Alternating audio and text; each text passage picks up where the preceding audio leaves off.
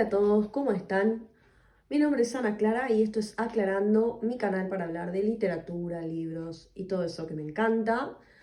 Antes de arrancar con el video de hoy, les voy a pedir por favor que se suscriban, es gratis para ustedes y a mí me ayudan un montón. Veo que hay gente que está siguiendo mi contenido y no está suscripta, porfis, suscríbanse. Ahora sí, arrancamos con el video del día de hoy, que como ya vieron en el título, se trata de una recomendación literaria, en este caso Nadie Nada Nunca, una novela de Juan José Saer, que yo ya había mencionado en el book tag sobre hábitos lectores. Bien, antes de arrancar, quiero hablar un poquito del autor para aquellos que no lo conocen. Es un escritor argentino, oriundo de la provincia de Santa Fe, que nació en 1937 y falleció en 2005 en París, Francia. Fue alguien muy importante, un estudioso además de la literatura, que tiene muchísimos ensayos publicados, también, bueno, novelas que lo hicieron muy, muy famoso, aunque bien podríamos decir que en sí es medio un autor de culto, pero de todas formas sí es bastante reconocido por sus novelas. Libros de cuentos, libros de poesía, guiones de cine, ¿sí? De hecho fue profesor de Historia del Cine en la Universidad del Litoral. Nada, un carrerón y una persona increíble, su obra es increíble. Y algo que tiene en particular Saer es que desarrolla teorías literarias, ¿no? Entre ellas que la narración es un instrumento que tiene el ser humano para acercarse a la realidad. Y a su vez hay una crítica a este concepto de qué es la realidad. ¿Se puede delimitar o determinar con cierta exactitud qué es la realidad? Bueno, él va a plantear que no, que justamente estamos ante la selva espesa de lo real, es decir, es algo tan complejo y tan, con tantas aristas como personas existen en el mundo, que es imposible abarcar tal cosa como la realidad, así como objeto. Y entonces esto se va a ver en sus obras. Por ejemplo, en Nadie Nada Nunca es algo que aparece mucho, que es a través de sus técnicas de narración hay como una especie de crítica de ¿se puede realmente representar en su totalidad una historia, una escena, algo que yo quiero contar, se puede representar a través de la narración en su totalidad? Y bueno, obviamente que la respuesta va a ser que no. ¿Vieron cuando hacemos zoom a una foto y hacemos tanto zoom que llega un momento que todo es difuso y no se entiende de qué estamos mirando? Bueno, algo así es lo que logra Saer con esta narrativa experimental, en donde vuelve una y otra vez sobre una misma escena, sobre un mismo movimiento, sobre un mismo hecho puntual, a narrarlo desde diferentes perspectivas, con muchísimo detalle, al punto de que eso que pretende representar termina siendo muy difuso y uno se pierde y no sabe en qué parte estaba, ¿no? Por eso yo les decía que cuando leí Nadie Nada Nunca, sí necesité de la lectura en voz alta. Una de las preguntas del book tag era si preferías leer en voz alta o leer en tus pensamientos, digamos, ¿no? Yo decía que habitualmente leo en mi pensamiento, digamos, para mis adentros, como se dice. Pero con esta novela me pasó que llegaba a un punto tal que me perdía tanto en este zoom excesivo que hace Saer en sus escenas, que necesitaba recurrir a la voz alta para poder procesar eso que estaba leyendo y poder seguirlo, digamos. Pero bueno, justamente esa es la gracia del autor, es como decirte, no te puedo poner en palabras la experiencia vivida, puedo aproximarte de mil formas, pero no te puedo poner con exactitud, en palabras, eso que experimenté, eso que viví o que experimenta, digamos, el protagonista, ¿no? Y eso es una de las cosas que más me volvió la cabeza de Saer. Eso por un lado. Por el otro, me gustan mucho los motivos que narra. ¿Cómo explicarlo? Su literatura me es mucho más cercana porque habla de cosas que yo conozco o a las que yo me puedo acercar de otra forma. Entonces esos guiños que tienen que ver con una cultura compartida, una sociedad compartida, a mí me resultaron placenteros.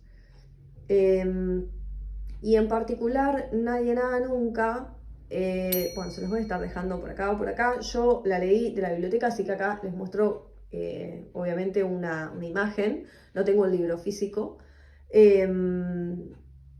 Nadie Nada Nunca se publicó en 1980, es una novela de 224 páginas que está organizada en 15 apartados. No tiene capítulos, sino que tiene apartados numerados con números romanos. Bueno, en estos 15 apartados vamos a leer la historia de el gato, que es una persona que vive como en una especie de isla y aislado, básicamente. Y vamos a ver 3 días de la vida del gato. 3 días en 224 páginas. Bueno, les leo un poquito de qué se trata como para que se entienda un poco la historia, obviamente sin spoiler, o sea, lo que voy a mencionar es lo que, lo que van a saber desde el principio, no es que les va a cambiar en nada. Básicamente, el gato trabaja por correspondencia, no se termina de entender bien qué es lo que hace, pero bueno, le mandan trabajo y él lo resuelve. Ese trabajo se lo trae su compañera, Elisa, que, bueno, tiene relaciones y demás con el gato, así que no se define bien, digamos, qué tipo de vínculo tienen, pero bueno, una compañera. Ella le trae entonces cosas como si viniese de la ciudad, ¿no? Y le trae cosas que le manda a su hermano que está en Francia, que es el pichón. Fíjense, todos nombres de animales, ¿no? El pichón, el gato, esto que también es, bueno, muy llamativo. Elisa es la única que tiene, Elisa y Tomatis son los únicos que tienen como nombre propio y no apodos. Entonces va a venir Elisa a visitarlo y le va a traer trabajo y le va a traer también cosas que le manda a su hermano de Francia y algunos víveres. Ellos van a estar juntos y también se van a encontrar con Tomatis, que es un periodista que cae a la isla para investigar algo que está pasando. En la ciudad están matando caballos. Lo primero que vemos que sucede en estos 3 días en realidad es que, o sea, el primer visitante, digamos, que recibe el gato Garay es al ladeado que trae a un caballo bayo, de un vecino que le pide por favor que se lo cuide porque en la zona están matando caballos. Está pasando algo muy raro que nosotros nos vamos enterando de a poco, que es básicamente que están matando caballos y después aparecen como mutilados de forma muy sádica, o sea, los matan con un tiro, pero después los mutilan, bueno, algo muy extraño que está pasando. Entonces él acepta, sí, cuidar al caballo. Y vamos a ver cómo se vincula con este animal que tiene como una relación al principio como medio hostil, como medio de desconfianza. O sea, no se llevan del todo bien. Bueno, y a través de las charlas que va teniendo, los encuentros que va teniendo el gato, nos vamos enterando un poco más acerca de esa situación, nos vamos enterando que en la zona hay un comisario que se llama justamente, le dicen el caballo Leiva, y hay como una referencia hacia la dictadura, la desaparición de personas, la tortura, ¿no? Porque hablan de que justamente este comisario es experto en hacer cantar a los sospechosos, ¿no? A través de torturas. Lo curioso es que vamos a ver la misma escena desde distintas perspectivas. narrada en primera persona por el Gato Garay, narrada en una tercera persona por algún otro personaje o por un narrador de tipo omnisciente. Y entonces en cada reversión hay como una amplificación de eso que se había comentado, hay más zoom, ¿no? Estamos como mirando distintos planos, como una escena mirándola de distintos planos. Hay una estructura repetitiva que a la vez que repite y amplía, entonces siempre te agrega algo diferente.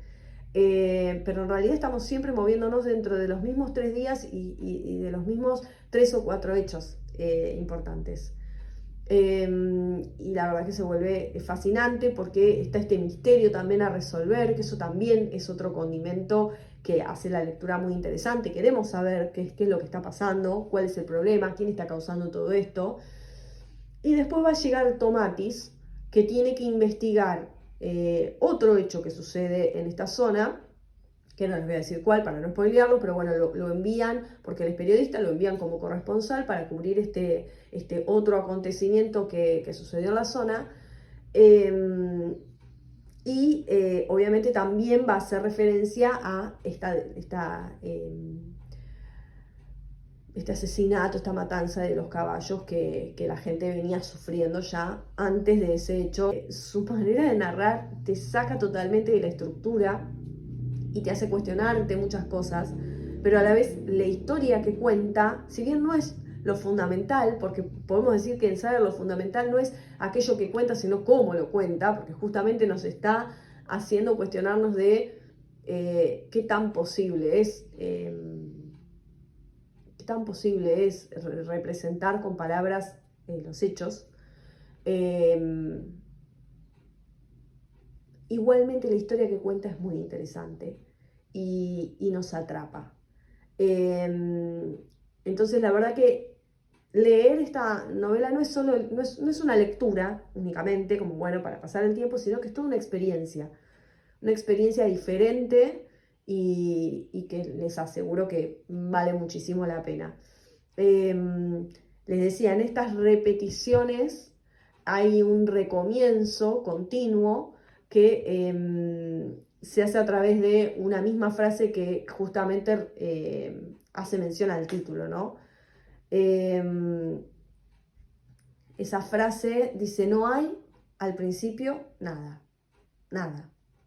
Y así comienza y recomienza. Lo que el título también ya es disruptivo, ya nos marca un poquito de qué va la cosa. Nadie, nada y nunca. Se responde a los 3 interrogantes principales de una historia, ¿no? El quién, el qué y el cuándo, justamente con una negación. No podemos hablar de nadie, no podemos hablar de nada y no podemos hablar nunca. Hay como una negación, una triple negación que también podría ser, bueno, como un guiño hacia la censura, ¿no? Recordemos que es una novela que se publica en los años 80, que Argentina todavía estaba bajo la dictadura militar. Pero además esta triple negación hace referencia a esto que hablábamos en un principio, ¿no? No se puede poner en palabras, no se puede abarcar por completo en una técnica como la narración lo que conocemos como lo real, porque es algo mucho más complejo y más profundo que tiene que ver con incluso la mirada de cada uno, no existe la realidad como objeto, sino que se trata de una mirada subjetiva. Cada uno tiene una mirada que está limitada. Así que bueno, no tiene spoilers este video, no tiene spoilers, simplemente los introdujo un poco sobre por qué se considera A Nadie Nada Nunca como una novela experimental, cuáles son los mecanismos narrativos que usa y por qué se estima que usa estos mecanismos, y más o menos una sinopsis general de la historia como para que tuvieran idea de qué trata. Espero haberlos dejado con la intriga, con la curiosidad, que al menos se animen a arrancarla, vayan a darle una lectura, no se van a arrepentir. es algo diferente y que realmente se disfruta. Y bueno, de última lo leen en voz alta, si se pierden como yo, lo leerán en voz alta y después me dicen en comentarios qué les pareció.